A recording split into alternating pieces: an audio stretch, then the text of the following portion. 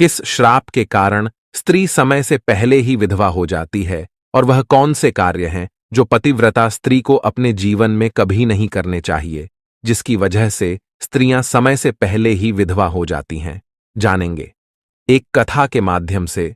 मित्रों, एक बार माता लक्ष्मी भगवान विष्णु से पूछती हैं कि हे प्रभु, औरत समय से पहले क्यों विधवा हो जाती है? तो भगवान विष्णु कहते हैं, आज अचानक से तुम मुझसे यह प्रश्न क्यों पूछ रही हो? तो माता लक्ष्मी कहती हैं, प्रभु, जब मैं आपसे मिलने के लिए आ रही थी तो मैंने मृत्युलोक में देखा कि 3 स्त्रियां जो आपस में सहेली थीं और उनमें से 2 स्त्रियां समय से पहले ही विधवा होकर दुखी जीवन व्यतीत कर रही थीं, जबकि उनमें से एक स्त्री सुहागन होकर के अपने पति के साथ सुखी जीवन जी रही थी। यह बात मेरी समझ में नहीं आई कि एक स्त्री पति के साथ सुखी जीवन व्यतीत कर रही है और वहीं 2 स्त्रियां विधवा होकर दुखी जीवन जी रही हैं, और इसे देखकर मेरे मन में 3 प्रश्न उठने लगे। अब मैं आपसे यह चाहती हूँ कि आप मेरे तीनों प्रश्नों के उत्तर देकर मुझे संतुष्ट करने की कृपा करें। इस प्रकार माता लक्ष्मी की बात को सुनकर भगवान विष्णु कहते हैं, हे लक्ष्मी, तुम मुझे अपने तीनों प्रश्नों को निश्चिंत होकर बताओ। मैं तुम्हें तुम्हारे प्रश्नों के उत्तर देकर तुम्हें पूरी तरह से संतुष्ट करने का प्रयास करूंगा। अब माता लक्ष्मी कहती है, प्रभु, मेरा पहला प्रश्न है, कौन सी स्त्री समय से पहले विधवा हो जाती है और दुखी जीवन व्यतीत करती है? और मेरा दूसरा प्रश्न है, कौन सी स्त्री को जीवन में कभी सुख शांति नहीं मिलती? और मेरा तीसरा प्रश्न है, वह कौन सी चीज है जो एक पत्नी अपने पति के मांगने पर भी पति को नहीं देती? इस तरह माता लक्ष्मी के तीनों प्रश्नों को सुनकर भगवान विष्णु कहते, तुम जिन स्त्रियों की बात कर रही हो उसमें से 2 स्त्रियां समय से पहले ही विधवा होकर अपना दुखी जीवन जी रही हैं, और वहीं पर एक स्त्री सुहागन होकर अपने पति के साथ सुखी जीवन व्यतीत कर रही है। तुम जानना चाहती हो आखिर ऐसा क्यों है, तो मैं तुम्हें एक छोटी सी कहानी सुनाता हूं, और इस कहानी को बहुत ही ध्यान से सुनना, क्योंकि आधी अधूरी कहानी सुनने वालों को आधा अधूरा ही ज्ञान प्राप्त होता है, जो जीवन में कभी काम नहीं आता। और यदि तुमने ध्यान से सुना तो तुम्हारे तीनों प्रश्नों के उत्तर इसी छोटी सी कहानी को सुनकर तुम्हें मिल जाएंगे और तुम्हें संतुष्टि प्राप्त होगी। फिर माता लक्ष्मी कहती हैं, प्रभु, आप कहानी शुरू करो। मैं कहानी को पूरे मन से सुनूंगी, और जब तक आप कहानी सुनाएंगे तब तक मेरा मन किसी दूसरे स्थान पर नहीं जाएगा, और मैं आज अपने तीनों प्रश्नों का उत्तर जानकर ही रहूंगी। माता लक्ष्मी की यह बात सुनकर भगवान विष्णु कहते हैं, हे लक्ष्मी, सबसे पहले मैं तुम्हें उस स्त्री की कहानी सुनाना चाहता हूं जो सुहागन बनकर सुखी जीवन जी रही है। और जिस सुहागन स्त्री की तुम बात कर रही हो वह स्त्री और कोई नहीं बल्कि एक राजा के नौकर की पत्नी है। और वह स्त्री जिस नौकर की पत्नी है, उस नौकर को उस पर पूरा विश्वास है कि मेरी पत्नी एक चरित्रवान और पतिव्रता स्त्री है, जिसकी प्रशंसा वह नौकर अपने साथियों में बार बार करता रहता है। और भगवान विष्णु माता लक्ष्मी से कहते हैं कि एक दिन की बात है जब उस राजा के नौकर ने अपनी पत्नी की प्रशंसा इतनी ज्यादा की, यह बात धीरे धीरे फैलते हुए राजा के दरबार में पहुंच गई। और यह बात सुनकर राजा ने अपने नौकर को बुलाया और उस नौकर से राजा कहने लगे कि तुम हर किसी से कहते हो कि तुम्हारी पत्नी एक चरित्रवान और पतिव्रता स्त्री है। क्या वास्तव में तुम्हारी पत्नी एक चरित्रवान और पतिव्रता स्त्री है? और क्या तुमको पूरा विश्वास है कि तुम्हारी पत्नी एक पवित्र स्त्री है और तुम्हारे अलावा पराये मर्द को आंख उठाकर भी नहीं देखती, और इस बात का कोई सबूत है? राजा की इस बात को सुनकर नौकर कहने लगा, महाराज, मुझे अपनी धर्मपत्नी पर पूरा विश्वास है कि वह एक पतिव्रता स्त्री है और मेरे अलावा वह पराये मर्दों को नहीं देखती। नौकर की इस बात को सुनकर राजा का महामंत्री कहने लगा, यदि मैं तेरी पत्नी का पतिव्रता धर्म नष्ट कर दूं तो तुझे क्या सजा मिलनी चाहिए? फिर नौकर ने कहा, यदि तुम मेरी पत्नी का पतिव्रता धर्म नष्ट कर देते हो तो महाराज, मुझे फांसी की सजा दे देना। और नौकर ने राजा से कहा, महाराज, यदि ये मेरी पत्नी का पतिव्रता धर्म खंडित नहीं कर पाए तो इनको भी कुछ सजा मिलनी चाहिए। नौकर की यह बात सुनकर राजा ने कहा कि मंत्री को भी फांसी की सजा दी जाएगी। मंत्री ने यह बात स्वीकार कर ली और नौकर से पूछा कि क्या वस्तु लाऊं जिससे तू मान ले कि मैंने तेरी पत्नी का धर्म खंडित कर दिया? तो नौकर ने कहा, मेरे विवाह के समय पर मुझे एक मटका और एक कतार मिली थी, और ये दोनों चीजें मेरी पत्नी ने बहुत ही संभाल कर रखी हैं, क्योंकि ये दोनों चीजें सुहाग की निशानी हैं। यदि तुम यह दोनों चीजें मेरी पत्नी से लाकर मुझे दिखा दोगे तो मैं मान जाऊंगा कि मेरी पत्नी का पतिव्रता धर्म तुमने नष्ट कर दिया है। तब मंत्री ने नौकर की यह शर्त स्वीकार कर ली और वह मंत्री शहर में जाता है और एक दूती से जाकर मिलता है, और जो काम कोई नहीं कर पाता वह काम वो दूती कर देती थी। और मंत्री ने उस दूती को सारी बात बताई और कहा, तू कैसे भी करके उस नौकर की पत्नी से मेरा संपर्क करवा दे, इसके बदले तुझे जितना धन चाहिए मैं उतना धन देने को तैयार हूं। इस तरह मंत्री की बात सुनकर दूती कहने लगी, मंत्री, तुम जिस औरत के बारे में बात कर रहे हो वो औरत पूरी तरह से पतिव्रता है, और वो किसी के बहलाने फुसलाने से तुमको मटका और कतार नहीं देगी, और वो तेरी ओर थूकेगी भी नहीं, और उसके परिवार के व्यक्ति बहुत खूंखार है जो तेरी खाल उतार लेंगे। ये बात सुनकर मंत्री कहने लगा, यदि तू मेरा उससे संपर्क नहीं करवा सकती है तो एक काम कर दे, उसके घर जाकर उसका मटका और कतार चुराकर मुझे दे दे, और उसकी पत्नी के गुप्तांग के पास यदि कोई निशानी हो तो वह निशानी मुझे देखकर बता दे, फिर मैं तुझे मुंह मांगा इनाम दूंगा, तुझे जितना धन चाहिए उतना धन मैं दूंगा, बस तू मेरा यह काम कर दे। मंत्री की ये बात सुनकर दूती धन के लालच में आ गई और उसने कहा, ठीक है, मैं तुम्हारा काम अवश्य करूंगी, लेकिन मुझे मुंह मांगा धन देना पड़ेगा। मंत्री ने कहा, ठीक है, और फिर दूती नौकर के घर जाती है और नौकर की पत्नी से जाकर बोलता है, बेटी, मैं तेरी पति की मौसी हूँ, मैं कई सालों के बाद आई हूँ। फिर उस नौकर की पत्नी ने कहा, आप इतने सालों बाद आई हैं, इसीलिए मैंने आपको पहले कभी देखा नहीं, इसलिए मैं आपको पहचान नहीं पाई। और इस प्रकार वो दूती उस नौकर के घर में मौसी बनकर घुस गई, और नौकर की पत्नी ने दूती को मौसी समझकर बहुत सम्मान दिया, मगर उसे नहीं पता था कि यह एक दूती है और उसके साथ छल करने आई है। और वह दूती उस पतिव्रता स्त्री के साथ में 2 दिन तक रुकी, और जिस समय वह स्त्री स्नान करने लगी तो दूती ने उठकर उस स्त्री की कमर रगड़ने लगी। उस पतिव्रता स्त्री ने बहुत मना किया, फिर भी वह दूती नहीं मानी और कहने लगी, तुम मुझे अपनी बेटी से भी ज्यादा प्यारी लगती हो, तो मना मत करो। काफी दिनों के बाद में मेरी और तुम्हारी मुलाकात पहली बार हुई है। और ऐसा कहकर वह दूती मुख पर हाथ फिराने लगी, फिर आंखों को धुलने के बहाने से उस पतिव्रता स्त्री की आंखों में पानी मार दिया और उस स्त्री की आंखें बंद हो गईं। और इस तरह गुप्तांग के पास में जांघ पर एक तिल था जो दूती ने देख लिया और उसका काम बन गया।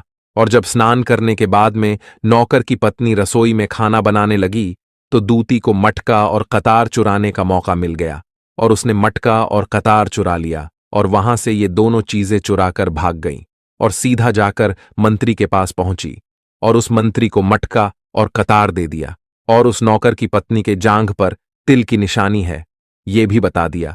और मंत्री मटका और कतार लेकर सीधा राजा के दरबार में जा पहुंचा और राजा से कहा, महाराज, मैं नौकर की पत्नी के साथ 2 दिन रहकर आया हूं और ये मटका और कतार उसी ने मुझे दिया है। इस तरह मंत्री की ये बात सुनकर राजा ने दरबार लगाया और नौकर को बुलाया और मंत्री से सभा में मटका और कतार नौकर को दिखाने के लिए कहा, जो दूती उस नौकर के घर से चुराकर लाई थी और मंत्री को दिया था। फिर राजा के कहने पर मंत्री ने उस नौकर को मटका और कतार दिखाया और उसकी पत्नी की जांघ पर तिल है ये भी बताया। मंत्री की ये बात सुनकर नौकर मान गया कि वास्तव में आज मेरी पत्नी ने अपना पतिव्रता धर्म पूरी तरह से नष्ट कर लिया है, और नौकर का अपनी पत्नी से विश्वास उठ गया। फिर राजा ने शर्त के मुताबिक नौकर को फांसी की सजा सुनाई और 15 दिन बाद फांसी देने का आदेश दिया और कहा कि नौकर को 15 दिन के बाद फांसी पर चढ़ाया जाएगा।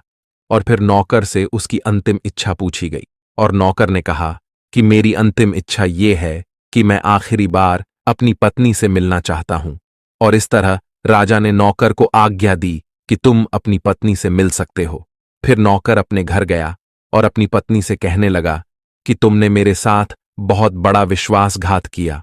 मैंने तुम पर विश्वास करके राजा के सामने मंत्री से ऐसी शर्त लगाई थी और राजा के दरबार में मैंने कहा था कि मेरी पत्नी एक चरित्रवान और पतिव्रता स्त्री है और उसके पतिव्रता धर्म को कोई नष्ट नहीं कर सकता। यदि कोई नष्ट कर देगा तो मुझे फांसी लगा देना, और तुमने पतिव्रता धर्म नष्ट कर दिया। अब मुझे 15 दिन के बाद में फांसी दे दी जाएगी। तुमने मेरे साथ विश्वासघात किया है। नौकर की ये बात सुनकर उसकी पत्नी ने उसे दूती वाली सारी बात बताई, मगर नौकर को अपनी पत्नी पर विश्वास नहीं हुआ और नौकर राजा के दरबार में पहुंच गया। फिर राजा ने उसे कैद में डलवा दिया। अब नौकर की पतिव्रता पत्नी अपने पति को बचाने के लिए राजा के दरबार में जा पहुंची और राजा से अपने आप को नचनिया बताकर नाच दिखाने की आज्ञा मांगने लगी। और स्त्री की सुंदरता देखकर राजा ने नाचने की आज्ञा दे दी और सभी मंत्री सभा उपस्थित होकर इस सुंदर स्त्री का नाच करवाने की पूरी व्यवस्था करने लगे। और फिर सब मंत्री, महामंत्री, राजा आदि दरबार में उसका नाच देखने के लिए पहुंच गए। और फिर उस नौकर की पतिव्रता पत्नी ने जब नाचना शुरू किया तो उसका नाच देखकर राजा बहुत मोहित हुए। और फिर राजा ने कहा, तुम मुझसे क्या मांगना चाहती हो? मांगो, तुम जो भी मांगोगी मैं तुम्हें दूंगा। फिर उस नौकर की पत्नी ने कहा, महाराज, आपकी सभा में एक चोर है जिसने मेरी सोने की अंगूठी चुराई है और उसे फांसी की सजा दे दीजिए। ये बात सुनकर राजा ने कहा, ठीक है, बताओ मेरे दरबार में तुम्हारा चोर कौन है, मैं उसको फांसी की सजा जरूर दूंगा। और फिर उस नौकर की पतिव्रता स्त्री ने कहा, महाराज, और कोई नहीं, आपके मंत्री ने ही मेरी अंगूठी चुराई है, आप इनको फांसी की सजा दें। जैसे ही मंत्री ने सुना कि ये स्त्री मुझे चोर बता रही है तो तुरंत मंत्री कहने लगा, महाराज, मैं कसम खाकर कहता हूं कि मैंने इसकी अंगूठी नहीं चुराई है और मैंने इसे आज तक कभी देखा ही नहीं है, तो मैं इसकी अंगूठी कैसे चोरी कर सकता हूं? मैंने आज तक इसकी शक्ल ही नहीं देखी है, आज पहली बार मैं इसकी शक्ल देख रहा हूं। और जैसे ही मंत्री ने कहा कि मैंने इस स्त्री की आज तक शक्ल ही नहीं देखी है तो वो स्त्री कहने लगी, महाराज, इस मंत्री ने मुझे पहले कभी देखा ही नहीं, तो आप इससे ये पूछो कि यह मटका और कतार कहाँ से लाया है। और मैं उसी नौकर की पत्नी हूँ जो आपके यहाँ पर नौकरी करता है और आप मेरे निर्दोष पति को फांसी पर चढ़ाने वाले हैं, इसीलिए मुझे नचनिया बनकर आना पड़ा। और अब मैं आपको इस मंत्री की पूरी सच्चाई सुनाती हूँ। ये जो आपका मंत्री है, इसने मेरे पास में अपनी एक दूती को मेरी मौसी बनाकर भेजा था और उसने धोखे से मेरी जांघ के तिल का पता लगाया और उसी दूती ने ये मटका और कतार चुराकर इसको दे दिया। और आपके मंत्री ने इसके बदले उस दूती को बहुत सारा धन दिया है और मेरे साथ यही छल हुआ है महाराज, और मैं आज भी पतिव्रता हूँ। स्त्री की इस बात को सुनकर राजा ने दूती को बुलाया। फिर उस दूती ने राजा के डर से मंत्री की सारी सच्चाई राजा को बता दी, जिससे राजा ने उस नौकर को अपनी कैद से रिहा कर दिया और उसकी जगह मंत्री को फांसी पर चढ़ा दिया। और कहानी को आगे बताते हुए भगवान विष्णु कहते हैं, हे लक्ष्मी, इस प्रकार उस नौकर की पतिव्रता स्त्री ने अंत में राजा से कहा, महाराज, मैं अपने पति से बहुत प्रेम करती हूँ, मैं एक चरित्रवान स्त्री हूँ और मैं कभी भी अपने मुंह से अपने पति का नाम तक नहीं लेती हूँ। इस प्रकार भगवान विष्णु कहते हैं, हे लक्ष्मी, मेरी कहानी पूरी हो गई। अब तुम अपने तीनों प्रश्नों के उत्तर सुनो। तुम्हारा पहला प्रश्न था, कौन सी स्त्री समय से पहले विधवा हो जाती है? तो जो स्त्रियां अपने मुंह से अपने पति का नाम लेती हैं और उनको हमेशा नाम से ही बुलाती हैं, वे स्त्रियां समय से पहले ही विधवा हो जाती हैं और बिना पति के दुखी जीवन व्यतीत करती हैं। क्योंकि यदि कोई स्त्री अपने पति का नाम मुंह से लेती है तो पति की उम्र कम हो जाती है और समय से पहले ही उस स्त्री के पति की मृत्यु हो जाती है और स्त्री समय से पहले ही विधवा होकर एक दुखी जीवन जीती है। बस यही कारण है कि तुम जिन 3 सहेलियों की बातें कर रही थीं, उनमें से 2 विधवा इसी कारण से हुई हैं और उनमें से एक नौकर की पत्नी थी जो पतिव्रता स्त्री थी। यह स्त्री कभी भी अपने पति का नाम मुंह से नहीं लेती थी, जिसके कारण वह आज भी सुहागन है और सुखी जीवन व्यतीत कर रही है। और वो दोनों स्त्रियों जो समय से पहले विधवा होकर दुखी जीवन जी रही हैं, वो हमेशा अपने पति को नाम लेकर बुलाती रहती थीं, जिसके कारण उनके पति की उम्र कम होती चली गई और फिर उन दोनों के पति की मृत्यु समय से पहले ही हो गई और दोनों स्त्रियां विधवा हो गईं और आज वह दुखी जीवन जी रही हैं। इसलिए किसी भी स्त्री को अपने पति का नाम अपने मुंह से नहीं लेना चाहिए।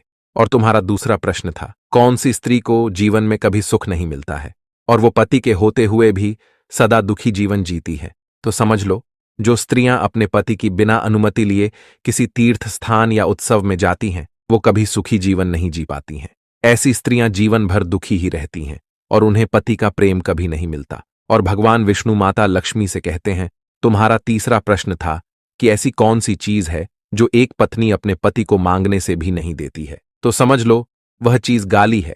एक संस्कारी और चरित्रवान स्त्री कभी भी अपने पति को गाली नहीं देती है और जो स्त्रियां अपने पति को गाली देती हैं, वो स्त्रियां कभी चरित्रवान नहीं होती और ऐसी स्त्रियां जीवन भर दुखी रहती हैं, उसके जीवन में कभी सुख नहीं आता और समय से पहले ही ऐसी स्त्रियां विधवा हो जाती हैं। और इस प्रकार माता लक्ष्मी कहानी सुनने के बाद में पूरी तरह से अपने तीनों प्रश्नों का उत्तर पाकर संतुष्ट हो जाती हैं और कहती हैं, क्या प्रभु वास्तव में जो स्त्री चरित्रवान होती है वह कभी दुखी जीवन नहीं जीती है? तो भगवान विष्णु कहते हैं, नहीं, क्योंकि ऐसे घर में लक्ष्मी का सदा वास होता है और वह घर धन दौलत और खुशियों से हमेशा भरपूर बना रहता है और चरित्रवान स्त्रियां हमेशा घर को स्वर्ग बना देती हैं। मित्रों, अगर आपको ये कहनी अच्छी लगी हो तो कमेंट्स में जय श्री विष्णु जरूर लिख देना और वीडियो को लाइक करके चैनल को सब्सक्राइब कर देना। तो बोलो